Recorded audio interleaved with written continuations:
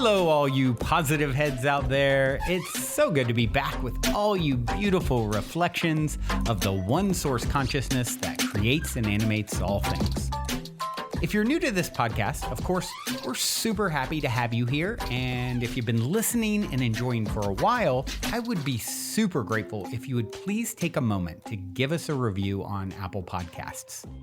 It's one of the best and simplest ways to pay it forward and help others find the show so that they too can tap into the powerful perspectives and positive vibrations we are collectively emanating.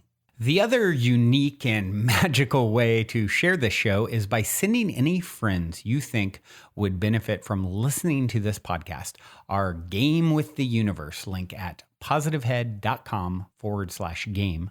Also listed in the show notes, which will serve them up a quote unquote random episode when they click it. Just instruct them before clicking the link to close their eyes for a moment and sincerely ask the universe to cue up the episode that contains the insight and perspectives that they most need to hear at this point in their life journey, and then click to listen to whatever episode is synchronistically served up to them.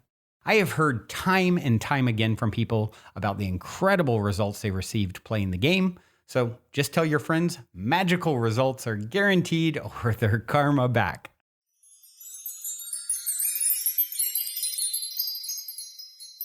All right, all you positive heads, welcome, welcome. Here we grow again. It is a magical Monday here in the studio as I record. And today I want to talk about the Unspeakable World, I guess is the best way to put it. I heard a track called The Unspeakable World featuring Alan Watts by Adi Goldstein, and very short. I'll actually play it here in a few minutes. Song, with Alan Watts speaking over it, and it really got me thinking about moving beyond thinking and how this idea that by putting things in a box, by labeling things, we sort of limit them, right? I mean, how many times in your own life has someone put you in a box? You're that guy, you're that woman, you're the mother, the father, the son, the child, the good kid, the bad kid, you name it, on and on you go. The bad partner, the good partner, labels. And this idea of moving beyond labels and moving beyond identifying things with words, which really, spelling, cast means casting a spell, really. With words, that's what we're doing, right?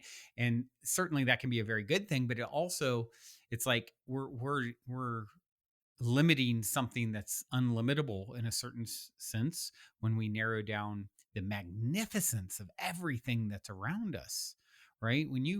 When's the last time you took a moment and just observed, just without any sort of labels or judgment or processing? I mean, it's challenging for any of us to do. We're trained to sort of, let's start putting it in a box. Oh, that's a leaf, that's a tree, that's a strong wind, that's a tall person, that's a short person, whatever it is. And on we go, putting and labeling and putting things in boxes. And if we can get to the point where I talk often about how every moment is as divine as any other moment ever could be, will be. This moment now, as you sit listening to these words, is the most divine moment that's ever existed. And so will the next be, and so will the next. They're all equally divine. And how do we tap in to the beauty, the power, the divinity of each now moment? And of course, if we can do that, regardless of how it's presenting itself, we've really unlocked something, right? You don't need to achieve or acquire anything to be profoundly inspired in spirit, right? It's inspirational to see and feel the power of the divinity of this now moment. And, talking about that's one thing and achieving it is something else. And what is one of the ways that we can start to do that? Well, practicing I've heard Osho talk about this before as well, just like observing it without any sort of, label of, oh, that's beautiful. Oh, that's, whatever it is, training ourselves, as this little clip I'm about to play talks about, to stop thinking, getting beyond thinking. And then it opens up, as you'll hear. Well, let's take a listen and I'll continue. This is 80 Goldstein with obviously Alan Watts talking. It's called The Unspeakable World.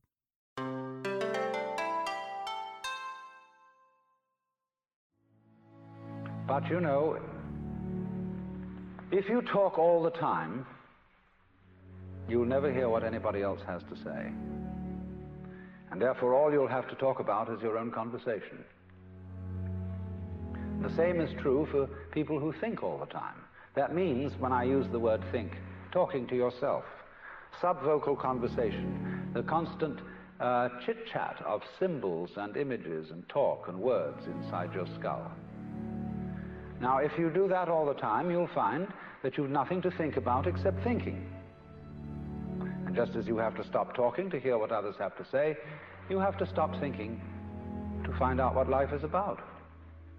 And the moment you stop thinking, you become into immediate contact with what Korzybski called, so delightfully, the unspeakable world. The most ordinary sights and sounds and smells, the texture of shadows on the floor in front of you. All these things, without being named and saying, that's a shadow, that's red, that's brown, that's somebody's foot. When you don't name things any longer, you start seeing them. Because, say, when a person says, I see a leaf, immediately one thinks of a spearhead-shaped thing outlined in black and filled in with flat green. No leaf looks like that. No leaves. Leaves are not green. That's why Lao Tzu said, the 5 colors make a man blind. The 5 tones make a man deaf. Because if you can only see 5 colors, you're blind. And if you can only hear 5 tones in music, you're deaf. You see, if you force sound into 5 tones, you force color into 5 colors, you're blind and deaf. The world of color is infinite, as is the world of sound. And it is only through stopping, fixing conceptions on the world of color and sound that you really begin to hear it and see it. So, let me say again, I'm not talking about the ordering of ordinary everyday life in a reasonable and methodical way as being school teacherish and saying, nice, if you were nice people, that's what you would do. For heaven's sake, don't be nice people. But the thing is that unless you do have that basic framework of a certain kind of order and a certain kind of discipline, the force of liberation will blow the world to pieces. It's too strong a current for the wire.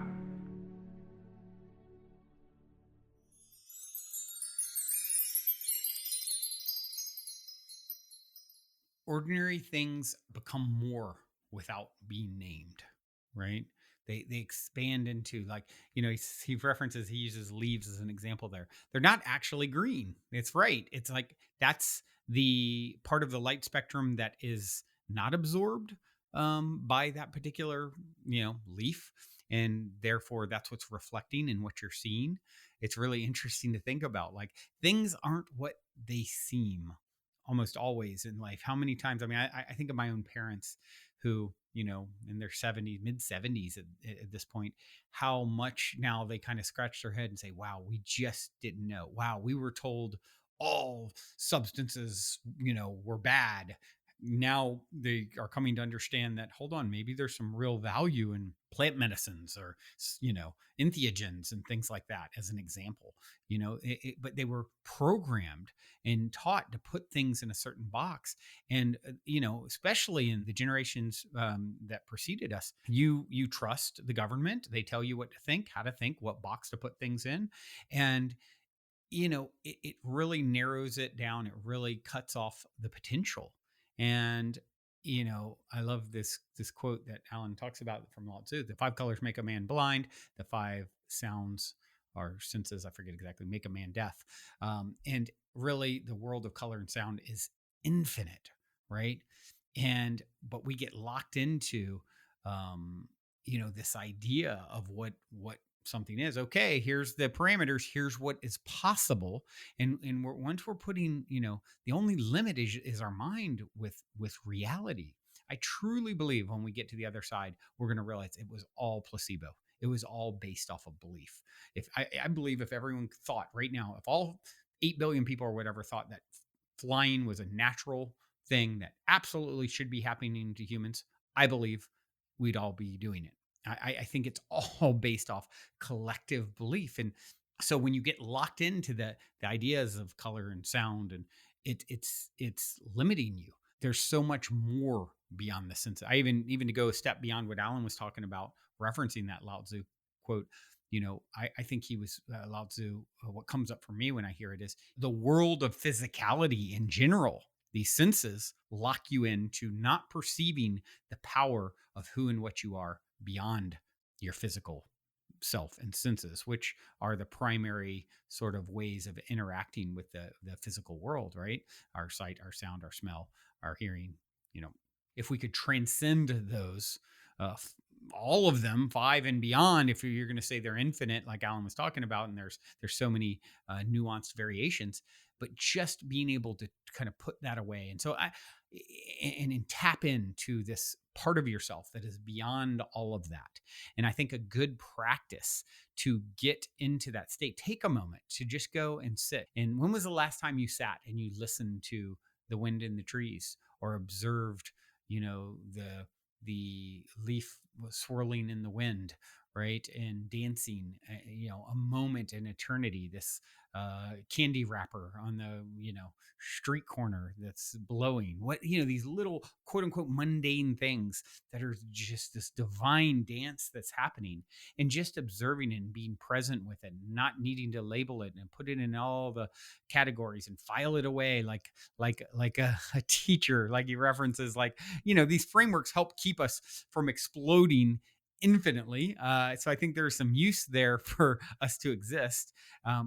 And I think anyone tuning into this podcast is at a point in their evolution where they're really reaching to experience more of their infinite self, their higher self, their expanded self. And I think practices like this, take a moment, go take 5 minutes and go and just observe existence wherever, whenever, however that's showing up, and just be with it and see how that, learn to read the subtle energies of how is that changing the way I feel. What is my vibrational essence now? It's almost like stepping into a walking or waking meditation. I know a lot of people, meditation is challenging, shutting down all the senses. Okay, what about a walking meditation, getting into just being with whatever's happening? And yeah, I think these are all little things that we can do to start stepping more towards that expanded version of ourself that is beyond all limitation. That's my story. I'm sticking to it. And yeah, I spoke about the unspeakable world. What a paradox.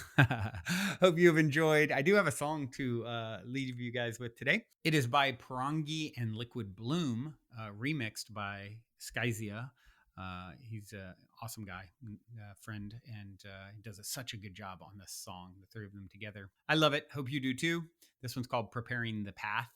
Till next time, journey well. Love you so, so much.